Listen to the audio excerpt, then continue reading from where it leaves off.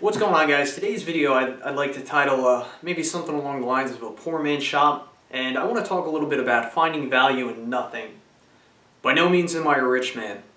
If you look behind me, sure, you see some nice toolboxes, some nice tools, nice pieces of equipment, but I worked very hard to purchase these pieces of equipment, and I look at them as investments into my future.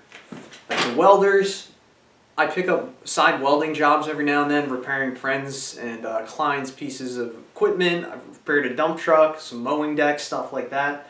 And I make a little bit of side money with that. And the rest of these tools, if something breaks down on my truck, I have pretty much most of the tools to do most of the jobs I would need to do.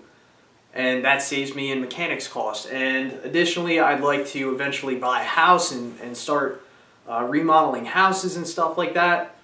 And these tools are always going to be here in my eyes. So back on track, I work very hard for the tools that I own. But I'm not the type of person that can just go out to the store and start spending money on everything. So what I like to do is I like to look at things that people are discarding and see if I can find value in them.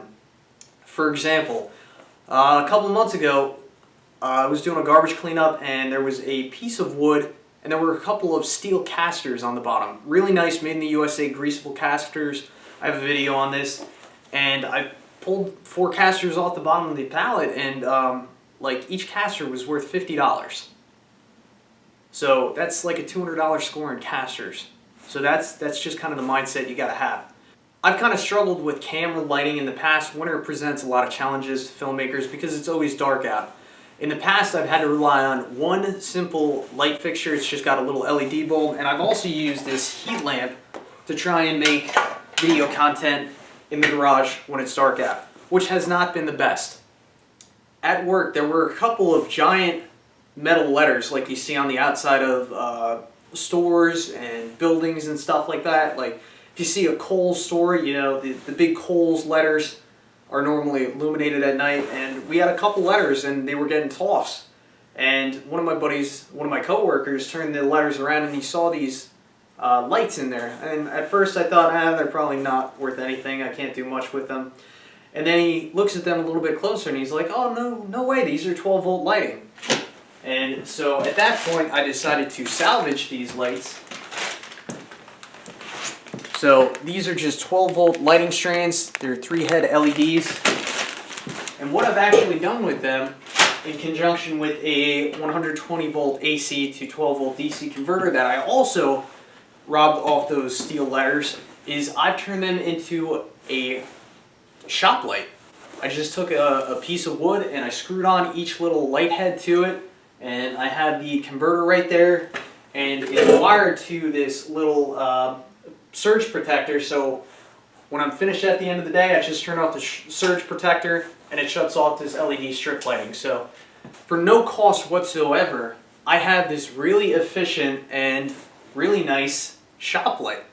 So that's just kind of like the mentality that you got to get in if you don't have a ton of money to spend on tools and equipment. Also, if you look at my workbench right now, I have a bunch of screws and nails and miscellaneous items. And this is also from work. All this stuff was getting thrown out. Nobody wanted to take the time to sort it, so they felt like, oh, I'll just throw it out.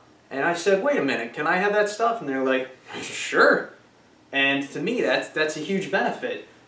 Screws are expensive. Nails, they're not as expensive as screws, but they are expensive. So what I'm doing is taking the time to sort out all these items, and I'll show you the organization system that I'm coming up with.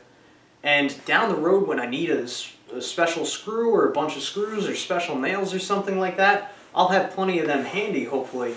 So yeah, if you're not rich and you don't have money to just, throw out on everything, this is a good way to save yourself a lot of money and build a lot of value in your tools and assets that you have in your shop. Alright, so here's a closer look at all the screws and nails and miscellaneous items that I scored from work.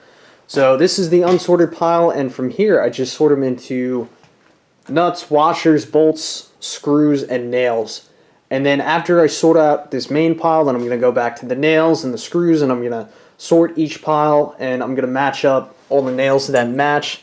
And then from there, they're going to get organized into a couple systems that I have.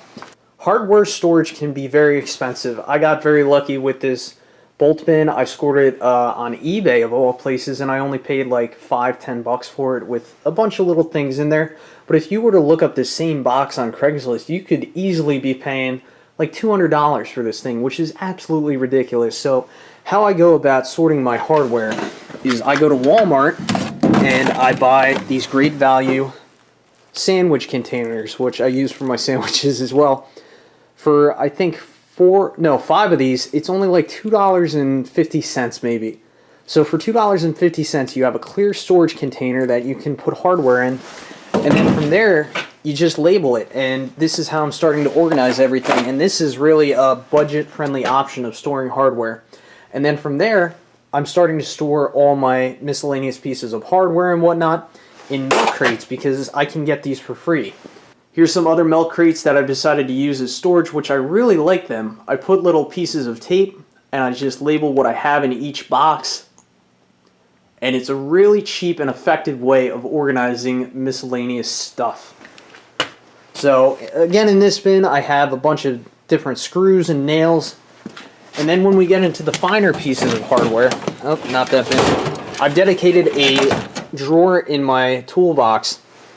So these are various types of hinge screws and countersink screws, self-tapping screws, masonry screws, wood screws, various nails. So these are like the smaller pieces of hardware as opposed to, you know, maybe 2 or 3 inch nails and 1.5 inch drywall screws, which I have large quantities of.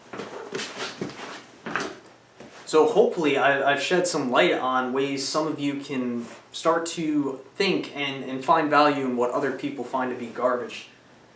My organization skills are pretty good, but they're very basic, and the way I organize everything is very low cost. So this is something really anybody can do. And yeah, that's about all I had to say. If you like this video, appreciate a thumbs up and subscribe for more. Thanks for watching.